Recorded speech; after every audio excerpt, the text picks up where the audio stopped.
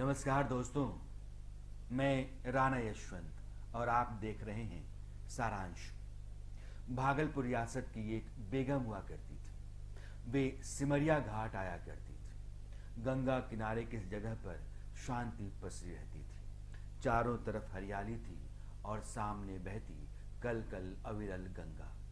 बेगम को यह जगह बहुत भाती थी। वे साल में एक दफा जरूर आती और करीब महीना भर ठहरती। बेगम के ठहरने की ये जगह बेगम सराय के नाम से जानी जाने लगी, जो बाद में बेगूसराय पुकारी जाने लगी।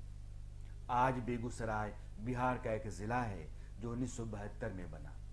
उससे पहले बेगूसराय मुंगेर जिले का हिस्सा हुआ करता था। जिस सिमरिया घाट पर भागलपुर की बेगम ठहरा करती थी, उसी के नजदीक सिमरिया गांव है। यहाँ देश के राष्ट्रकवि रामधारी सिंह दिनकर का जन्म हुआ। दिनकर बिहार के इकलौते साहित्यकार हैं जिन्हें देश का सर्वश्रेष्ठ साहित्यिक पुरस्कार ज्ञानपीठ मिला। अद्भुत प्रतिभा से संपन्न ओजस्वी कवि रामधारी सिंह दिनकर देश के पहले प्रधानमंत्री पंडित जवाहरलाल नेहरू के काफी आत्मीय थे। पंडित नेहरू के कहने पर उन्होंने भारत के इतिहास पर एक किताब लिखी, संस्कृति के 4 अध्याय। इस किताब की भूमिका स्वयं पंडित नेहरू ने लिखी। दिनकर 12 साल तक कांग्रेस की तरफ से राज्यसभा के सदस्य रहे। वे नेहरू को करिश्माई और दूरदर्शी नेता मानते थे, लेकिन यह भी सही है कि दिनकर ने नेहरू के खिलाफ जमकर काव्य पाठ भी किया। कहानी नेहरू और दिनकर की नहीं, बल्कि बेगूसराय की है।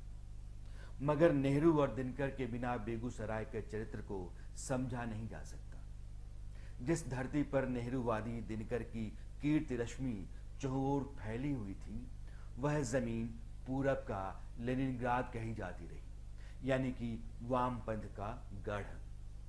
दिनकर भूमिहार थे और दिलचस्प बात यह है कि बेगूसराय में वामपंथ का झंडा बुलंद करने वाले भी भूमिहार ही थे। बेगूसराय जिले की तेघड़ा विधानसभा सीट को कभी छोटा मॉस्को के नाम से जाना जाता था।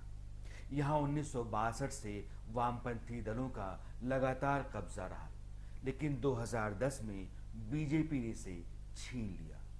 1995 तक बेगूसराय की 7 में से 5 विधानसभा सीटें सीपीआई या सीपीएम के पास थी। मगर तभी बिहार की राजनीति में लालू प्रसाद यादव का उदय हुआ। ऊंची जातियों के खिलाफ आंदोलन और बड़े पैमाने पर नरसंहार ने पूरे बिहार को जातिवाद की राजनीति में जकड़ लिया। बेगूसराय भी इससे अछूता नहीं रहा। वे भूमिहार जो वामपंथ से नहीं जुड़े थे, कांग्रेस के साथ थे। इसका कारण ये था कि बिहार के पहले मुख्यमंत्री श्री कृष्ण सिंह ने बेगूसराय को ही अपनी कर्मभूमि बना रखा था। जब लालू प्रसाद यादव का राज चल रहा था, उस समय कांग्रेस के अध्यक्ष थे सीताराम केसरी। वे भी बिहार से ही थे। केसरी ने लालू प्रसाद यादव का समर्थन किया। नतीजा ये हुआ कि बेगूसराय के भूमिहारों ने कांग्रेस छोड़कर नीतीश कुमार की तब की समता पार्टी या फिर बीजेपी की तरफ रुख करना शुरू कर दिया। यादवों के अलावा ओबीसी की बाकी जातियां भी लालू और कांग्रेस से दूर होने लगी। भागलपुर के बेगम का बेगूसराय पंडित नेहरू के मित्र दिनकर के बावजूद वामपंथ के असर से गुजरते हुए अपनी राजनीति के नए पड़ाव पर आ गया। 2004 से बेगूसराय की लोकसभा सीट पर एनडीए का ही परचम लहराता रहा है।